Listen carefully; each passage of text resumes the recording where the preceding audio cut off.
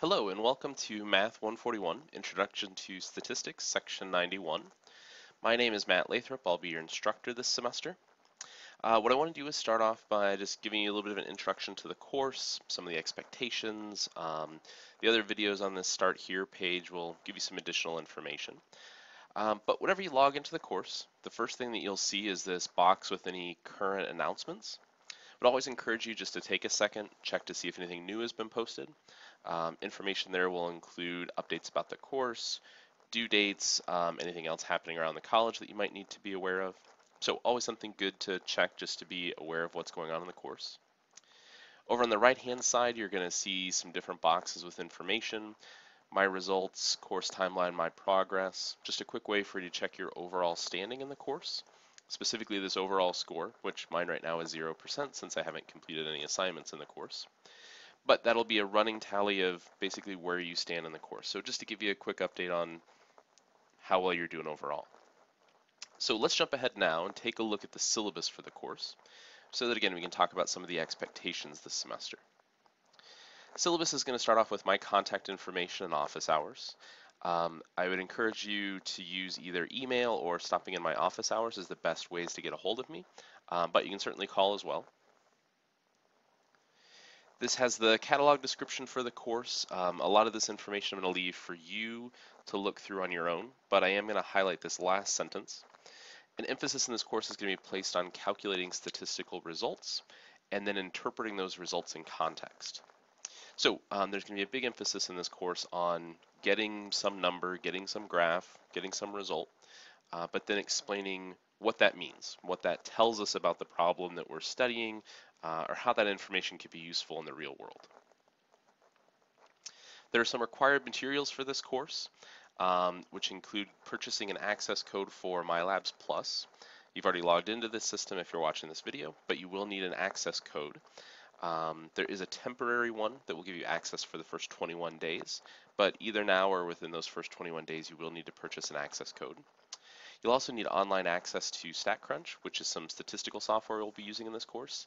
That's included with your MLP access, so nothing additional you have to buy. You also have the option of buying a physical textbook for the course.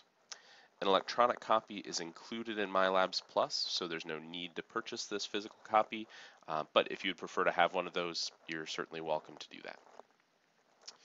The next few sections I'll let you look through on your own. I'd especially encourage you to look through these learning outcomes just to get a better idea of the different topics we'll be covering. For Course Lab outline, this just sort of breaks down into larger topics what we'll be covering this semester. Another way to break this down more simply is we're going to start off by talking about some introductory statistical information with those first four topics. And then once we hit this fifth topic, confidence intervals and everything beyond that is going to be dealing with what we call inferential statistics. So we can sort of divide the course into talking about some of the basics that we need for statistics, getting some introductory information, but then a bulk of our time this semester is going to be spent on this topic of inferential statistics, confidence intervals, hypothesis testing, and the like. Technology will be heavily used in this course. Since you're taking this class online, that should already be an assumption. But in addition to just accessing the course online, we're going to be making use of that StatCrunch software, which I mentioned. So a couple of things to keep in mind is that lack of access to or malfunctioning technology may not be considered an excuse for late submissions. If you're having issues with a personal computer at home, Heartland's computer lab in the library is always open to you, and you should definitely have a backup plan in mind in case you temporarily lose internet access at home. If your internet goes down, you need to have some spot where you're going to go to work on and complete assignments. We won't ever meet face-to-face, but your attendance and participation in this course are going to be important. That's going to be measured and tracked by your participation in discussions. So each module in this course will have a discussion. You'll be required to complete 2 posts. The first one will be some response to a question or prompt that I throw out, and the second will be a follow-up or response to one of your classmates. Those discussion posts need to be completed by the appropriate deadlines, or you'll receive a 0 for those assignments. Your first discussion post is going to be due this coming Saturday, with the follow-up post due the Monday after that. So we need to make sure those are being completed by the deadline so that we actually have each of you interacting with each other, having time to respond. There is a midterm withdrawal policy for this course, which is going to be based off your accessing and participating in those discussions. So if any of these three circumstances are met at midterm, you will be automatically withdrawn. Hopefully this isn't anything we'll have to worry about, but just to let you know. If you fail to access the course for 2 consecutive weeks, if you fail to participate in more than 2 module discussions, or if by midterm you've completed less than 60% of the assignments in the class, it's going to be deemed that you're not participating meaningfully in the course and you will be withdrawn. Again, hopefully nothing we have to worry about, but just to make sure you're aware. All homework assignments will be completed through MyLabs Plus. Each one will have a due date, but there is the opportunity to submit assignments after the due date, but a 10% penalty will be applied to your score. Every homework assignment has an unlimited number of attempts on the different questions, so essentially there's no reason you shouldn't be able to get at least a 90% on every single assignment. Hopefully you can do more than that, but at least the 90%. So I would encourage you to work on those assignments, spend time, get them in by the due date so you could get the full credit, but even afterwards you can still get a very good score on those. Quizzes have to be completed by the deadline. These will also be completed through MyLabs Plus. They can be taken at home. If you don't complete a quiz by the deadline, you'll receive a 0. Extensions, retakes will only be given in extreme circumstances and at my discretion. Initially, you have just 1 attempt at each quiz, but if you complete each homework assignment with a 95% or better, that'll open up a second attempt. So if you need a second attempt at that quiz, getting those homework assignments taken care of early will be a great way to just give yourself that added bonus with getting some high points on these quizzes. As far as the regular exams go, we'll have 4 exams throughout the semester. Each one is going to be 2-part in nature. These have to be taken, no, I'm sorry, I'm going to take that back. The first half of each exam will be a proctored exam, which has to be taken in one of Heartland's testing centers. The questions on these exams will be similar to your homework questions, quiz questions. A practice test will be available, so you'll be able to see, kind of get a peek into what those types of questions will be like. But this would be an exam that's very traditional in nature for other math classes. The second part of each exam will be probably quite a bit different than exams you've taken in math classes before.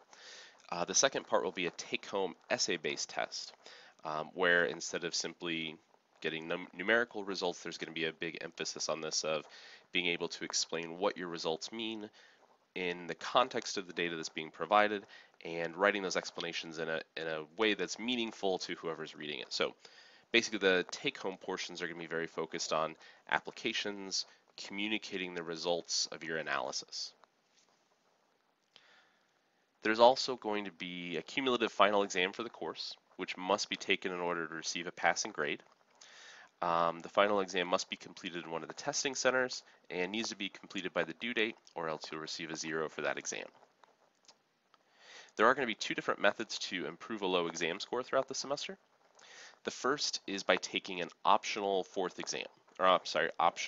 exam.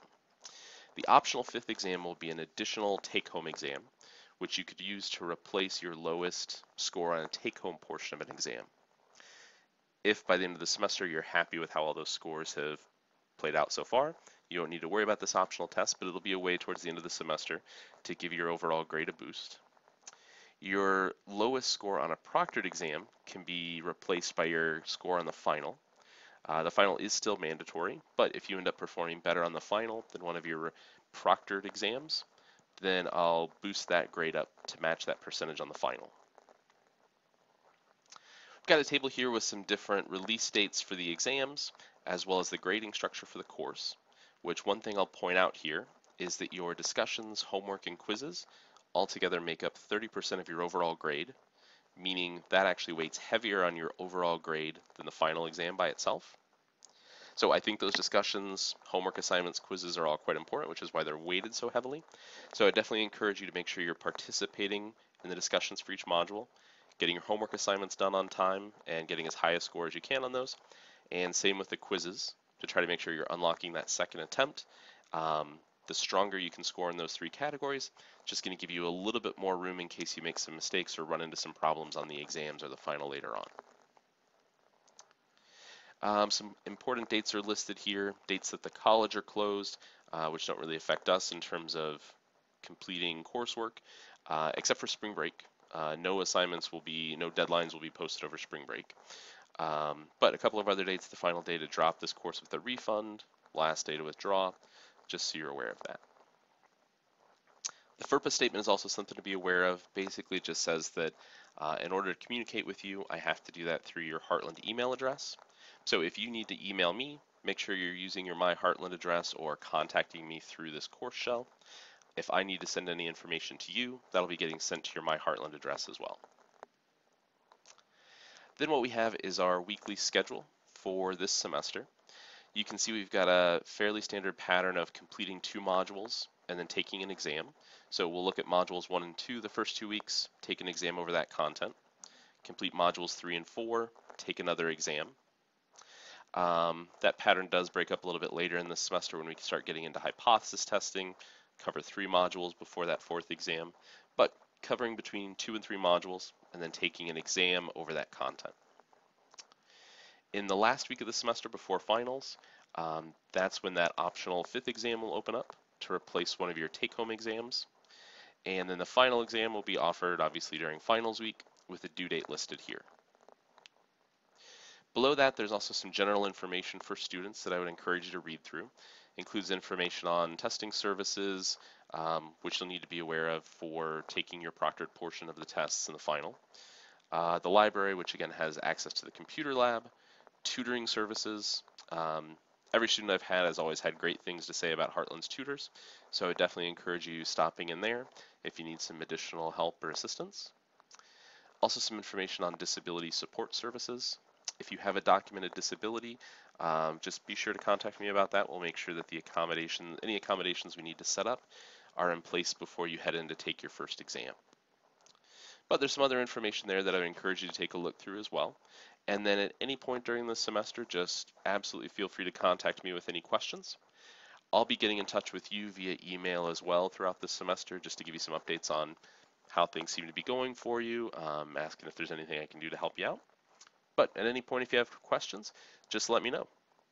The next thing for you to do would be back on this Start Here page to watch through these additional videos about navigating the class, checking your progress, getting help, and just taking a look at each of those before you dive into the Module 1 content and start working on the first sets of assignments.